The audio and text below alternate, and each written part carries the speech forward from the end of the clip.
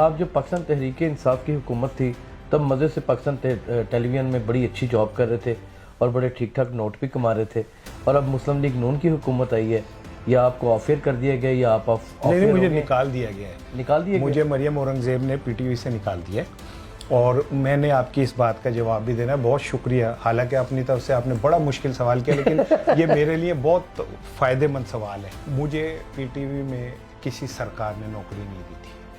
किसने दी थी? पीटीवी में अखबार में इश्तहार दिया था उन्होंने कि हमें एंकर्स चाहिए।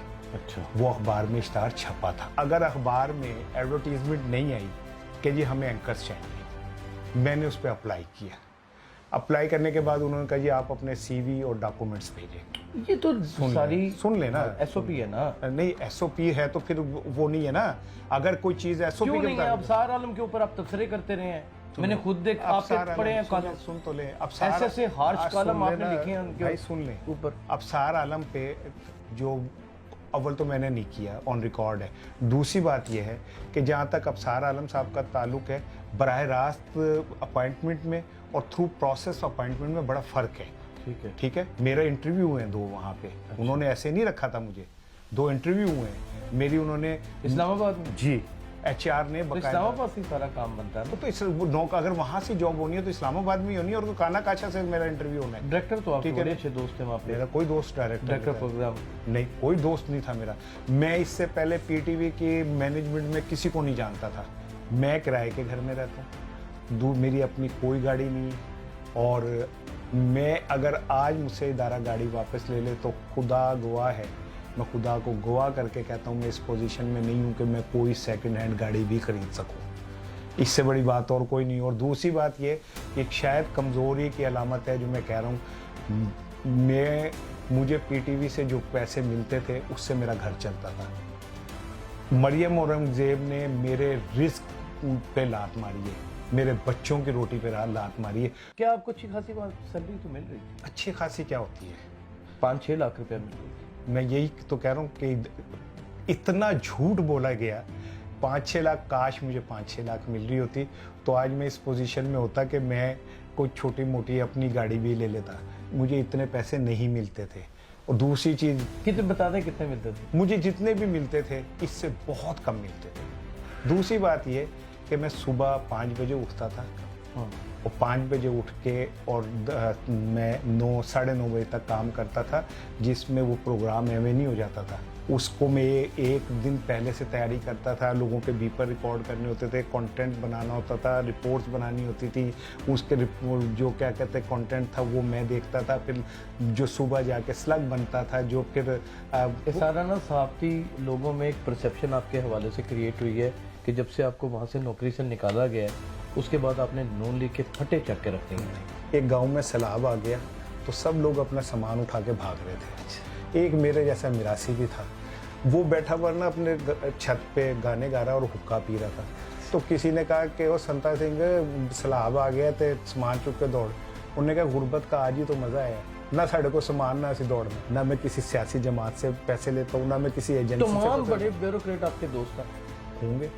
आप शुएब बिन अजीज जब बरसरे इक़्तिदार थे आपके दोस्त नहीं थे? शुएब बिन अजीज ब्यूरोक्रेट नहीं है। शुएब बिन अजीज तो एक दानिश्वर और एक दरवेश आदमी है। अब तो रिटायरमेंट के बाद है। वो जब वो ब्यूरोक्रेट थे तब भी वो दानिश्वर और दरवेश थे। आपके हर ब्यूरोक्रेट के साथ बड़े ज़ाती मरासम रहे हैं। मैंने आपके गवर्नर पंजाब जो थे सरवर साहब, उनसे ज़ाती मरासम नहीं थे। एक सहाफ़ी का क्या तल्लुक है मरासम रखने का? देखे, बीइंग जर्नलिस्ट तो मेरा हक है सबसे। ये नहीं हो सकता कि जब आप नाश्तों के ऊपर जाएं और किसी की पोस्टिंग भी करवा दें। मैं वही तो कह रहा हूँ कि अगर एक भी पोस्टिंग साबित हो जाए, इवन ये तो सर कहाँ साबित होती है? यहाँ पे तो शहबाज शरीफ को बख्श दिया गया है और आपकी कहाँ साबित होनी है? बात यह है कि ये जो ब्यूरोक्रेट्स है ना, ज़रा इनसे कभी पूछिएगा, ये मुझे ये भी नहीं पसंद करते।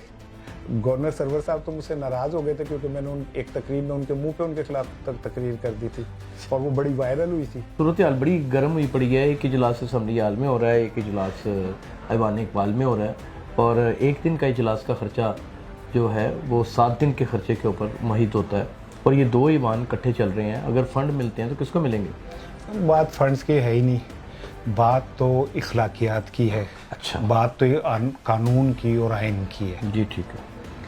और बात है इस 22 करोड़ गरीब आवाम की। बिल्कुल ठीक। और अगर इनके ऊपर ऐसी बेशर्म की आदत बैठ जाए, ठीक। जिसको शर्म नामी कोई चीज़ ना हो, और वो इस वक्त जब लोग भूखे मर रहे हैं और लोगों ने अपनी गाड़ियां घरों में खड़ी करके, मोटरसाइकिलें घरों में खड़ी करके साइकिलें निकाल ली हैं, और एक वाइट कॉलर आदमी जो है उसके लिए जीना मुमकिन नहीं रहा। बिल्कुल सही। ठीक है, वो रोज़ अल्लाह से ये दुआ मांगे कि अल्लाह मेरी इज़्ज़त तेरे हवाले है। ऐसे में ये हुक्मरान जो अपने आप को हुक्मरान कहते हैं, इन्हें शर्म आनी चाहिए। ये एक एलीट क्लास है, ये ताकतवरों का एक क्लब है जिसमें सिर्फ ताकत की लड़ाई होती है, इक़्तिदार की इसका अवाम से कोई ताल्लुक ये कौन हुक्मरान है, नाम ले लें? नहीं। हुक्मरान तो इस टाइम जाहिर है कौन है, शहबाज शरीफ, हमजा ही है ना। हाँ जी। ठीक है ना, बाप तो बेटा। बाप बेटा, और बाप बेटा ही नहीं, ये भी छोड़ दें, हर वो शख्स हुक्मरान है जो पाकिस्तान के गरीब अवाम के टैक्सों से अपनी तनख्वाह ले रहा है और जो अय्याशियाँ कर रहा है। ये ऐवान इकबाल में जो इजलास होता है और जिसके ऊपर करोड़ों रुपए खर्च होते हैं, वो मेरी कमाई से, मेरे टैक्स से वो इजलास होता है। पंजाब असेंबली में जो इजलास होता है वो मेरी कमाई से, मेरे टैक्स से इजलास होता है। बिल्कुल ठीक। और मैं इन दोनों में मैं कहाँ हूँ? ये बहुत बड़ी ये क्या अभी तक कोई ऐसी कानून साजी हुई जो किसी गरीब आदमी के लिए हुई हो? सिवाय इसके कि स्पीकर कहता है मैं तुझे नहीं मानता, वो कहता है मैं तुझे नहीं मानता, वो कहता है मैं यूं कर दूंगा, वो कहता है मैं यूं कर दूंगा। इसमें मुझे बताएं गरीब आदमी कहाँ स्टैंड करता है?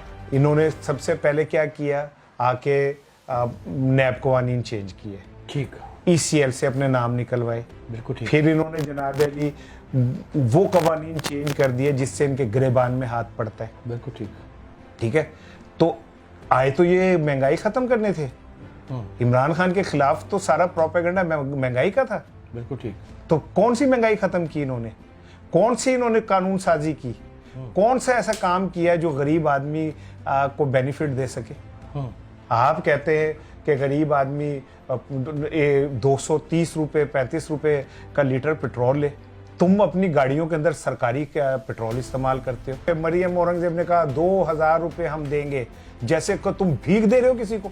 2000 पे, ठीक है ना, और उसका तकब्बुर, उसके चेहरे का तकब्बुर देखें। हम 2000 के यार, ये मुल्क में एक आइन में आप तरमीम करें और उसमें कहें कि जी 2 तरह के कानून होंगे, गरीब की गर्दन मरोड़ दो, गरीब को फांसी लगा दो, गरीब को चौकों में कोड़े मारो, उसके बच्चों को जो है ना ट्रकों के नीचे दब मार दो।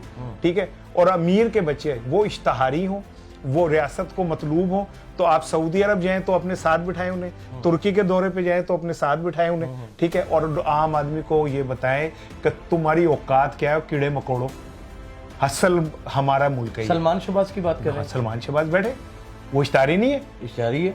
तो एक वजीर आजम को तो आपकी जो मरियम नवाज है वो भी तो कन्विक्टेड पर्सन है। मैं कह रहा हूँ, और ये छोड़ें जी कन्विक्टेड भी। अब आपने फर्द जुर्म आयद करनी थी मनी लॉन्ड्रिंग में, जज ने कहा कि मुलजिम कहाँ है, उनके जो वजीर आजम बन गए ने हल्फ चुकन गए। बहुत अच्छे। ठीक है, मुझे बताएं कि फर्द जुर्म नहीं लग सकी, नहीं लग सकी। ठीक है, 5 पेशियां 6 पेशियां हो गई और आखिर में जज ने कहा जी जाओ जाओ। ठीक है, जो जजों ने इन्हें चोर करार दिया वही जज इनसे हल्फ ले रहे थे। यार कोई थोड़ी सी शर्म नहीं किसी चीज की? ये जाके खिताब कर रहे हैं वजीर आजम साहब का आइन कानून और इन ईमानदारी पे, और जो सामने ऑफिसर्स बैठे हैं उन्हें यार कोई एहसास नहीं हुआ कि यार ये बंदा तो मतलूब है अदालतों को। ये हमें कानून का सबक सिखाएगा। लूट खसूट का बाजार पाकिस्तान तहरीक इंसाफ की हुकूमत में 3 साल 8 महीने गर्म रहा है। क्या वो पहले उसकी कोई नवीद या कोई नज़ीर मिलती है आपको किसी दौर में? देखें, ना मैं PTI का गुलाम हूँ, ना मैं उसका मुलाजिम हूँ, और ना ही PTI के जो अंदर चोर डाकू बैठे हुए हैं मैं उनका तर्जुमान हूँ। मैं तो कहता हूँ उनको फांसी लगाएं, उनको चौकों में खड़े करके आप उनको ना कोड़े मारें। मैं तो मेरे पास जब वो प्रोग्राम करते थे तब तो नहीं ऐसी बातें करते थे। उसमें भी करता था। कटे हुए 2 सहाफ़ी ऐसे बैठे होते थे कि जो सिर्फ आपके लफ्ज़ों को मुंह में रख के वो आपकी बात के ऊपर जी हजूरी करते थे, हमने खुद वो देखा। सुन ले, वो जिनको आप कह रहे हैं ना, वो खुद 30-35 साल का तजर्बा रखने वाले लोग हैं, और वो इतने काके नहीं हैं कि उनको वो मेरी बात को पिक करेंगे। दूसरी चीज़ ये कि मैं किसी के कहने या कोलो फेल का जिम्मेदार नहीं हूँ। आपके लीडर हैं Imran Khan. Yes, Imran is my leader. ये क्या सुन ले। सहाफ़ी का सुन क्या ले, सुन ले। क्यों सहाफ़ी क्या सहाफ़ी इंसान नहीं है? नहीं, सहाफ़ी का अपना दिल ज़ुबान पे नहीं आ सकता। नहीं, बिल्कुल आपको नहीं लगेगा। यहीं हम जरा ठहर जाएं, ये देखने वालों की भी थोड़ी सी तरबियत मैं कर दूं। कर देखिए, जब आप मुझसे ये पूछेंगे, तजिया लेंगे ना कि मौजूदा हालात का तजिया करें, तो उसमें मुझे बतौर सहाफ़ी डंडी नहीं मारनी। मैं तजिया करूँगा जो ग्राउंड रियलिटीज़ होंगी, फैक्चुअल। ठीक है, जब मैं ख़बर बनाऊँगा लाहौर में बारिश के बाद पानी नहीं खड़ा हुआ, तो मैं अगर ये कहूँ कि जी बारिश के बाद पानी खड़ा हुआ और हमजा फेल हो गया, तो ये बददियानती है।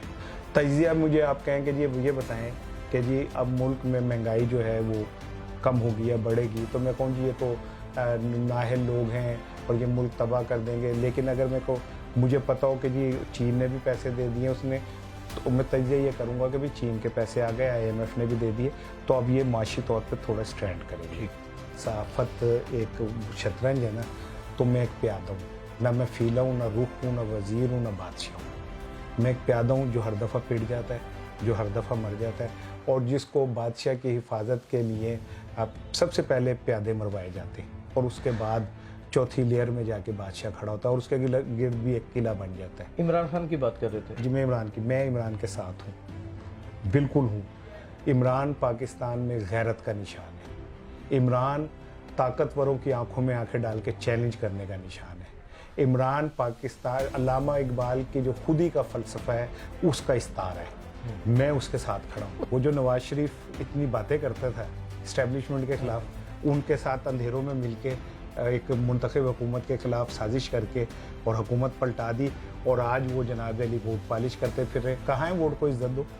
और फिर दूसरी बात ये कि पाकिस्तान में आज तक आप थोड़ा पढ़े तारीख, वो तारीख नहीं जो मुताला पाकिस्तान बच्चों को पढ़ाया जाता है, वो पढ़ें जो असल है।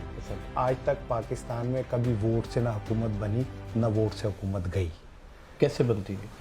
कहीं और बनती है, कोई और लोग हैं, कोई और लोग हैं जो हुकूमतें बनाते और हुकूमतें बिगाड़ते हैं। और अगर आपको नहीं समझ, तो अभी ताज़ा वायरल हुआ है क्लिप साबिक DGI का, शुजा पाशा साहब, वो देख लें। आपको एक वो बंदा कह रहा है जो ताज़ा रिटायर हुआ है कि इमरान को हुकूमत किसने दी और उसको किसने उतारा और इनको कौन लेके आया। आपको बात समझ आ जाएगी। पाकिस्तान में कभी भी वोट से हुकूमत नहीं बनती। हामिद मीर एक अच्छा सहाफ़ी, अच्छा सहाफ़ी। काशिफ अब्बासी न्यूट्रल। वसीम बदामी मासूम सा आदमी, करारुल हसन रेटिंग का बादशाह। मरहूम डॉक्टर अमर लियाकत, वो ग्रेट मैन। उसने मर के साबित किया कि वो एक गैरतमंद आदमी था। वो यस। सैयद इरशाद अहमद आरिफ, अरिफ साहब एक डिसेंट साफ़ी। शाहनवाज राणा साहब के बारे में क्या कहेंगे? मासूम सा मीनो कोड़े साफ़ी यार। हम लोग तो प्यादे हैं, हम तो पैदे ही पिटने के लिए हुए हैं। हमारी क्या, हम कहाँ हामिद मीर, मुजीब रहमान शामी, शराफत की निशानी। रेहाम खान, घटिया, बहुत घटिया। महर बुखारी अच्छी चीज़ों को मैनेज करने वाली है। अब्दुल मालिक, हर दौर का मालिक। मैंने एक चीज़ रियलाइज़ की है, ईमानदारी से बताऊं, कि जिसे अल्लाह इज़्ज़त देता है ना, मुझे उस पर वो नहीं करना चाहिए। अल्लाह ने जिसे इज़्ज़त दी है उसको तस्लीम करना चाहिए। अगर मैं ही इतना ज़हीन होता तो मैं हामिद मीर की जगह होता। हामिद मीर ने अगर अपने आप को इतना बड़ा कदावर बनाया है और इतने बड़े लोगों से पंगा लिया है, तो फिर हामिद मीर में कोई बात है तो नहीं है। सड़कों के ऊपर अखबार बेचा करता था और आज माशाल्लाह ग्रुप एडिटर है रोज़नामा पाकिस्तान अखबार का। कभी इस पूरे सफ़र में कभी आंखों में आंसू नहीं आए कि इतना कुछ करने के बाद ये रुतबा? कोई बात नहीं है। देखिए, जब आप एक ऐसे रास्ते पे चलते हैं ना, जो आप समझ रहे होते हैं कि ये सच्चाई का रास्ता है, उसमें फिर मुसीबतें भी आती हैं, सऊबतें भी आती हैं, इम्तहान भी आते हैं। हम हुसैन को आइडियलाइज करते हैं, वाह वाह। ठीक है, लेकिन बदकिस्मती से हम पूरी कौम, हमारे दिल हुसैन के साथ और तलवारें यजीद के साथ होती हैं। तो हम कोशिश करते हैं, हम उतना तो हमें ज़र्फ़ भी नहीं है, उतना हमें बर्दाश्त भी नहीं है, उतना हमें वुसअत भी नहीं है, लेकिन मैं ये समझता हूँ कि अगर आप थोड़ा सा भी हुसैन को आइडियलाइज़ करते हैं तो फिर आप में इखलाकी जुर्रत इतनी आ जाती है कि आप किसी की भी आंखों में आंखें डाल के बात कर सकते हैं। हुसैनियत इंसान के दिल में होनी बड़ी ज़रूरी है। हम आपको सलूट पेश करते हैं। बहुत शुक्रिया। आज आपने अपने कीमती वक्त में बहुत से शुक्रिया। सख्त तरीन सवालात का सामना किया। मुझे इंतहाई शर्मिंदगी भी हो रही थी, मेरे उस्ताद हैं, मैं आपसे ये सवालात कर रहा था जबकि मैं आपको पर्सनली तौर पे जानता था, लेकिन जो परसेप्शन क्रिएट हुई है आज हम उसे क्लियर करना चाहते हैं। नाज़रीन, अपना बहुत ख्याल रखिएगा। अल्लाह हाफ़िज़।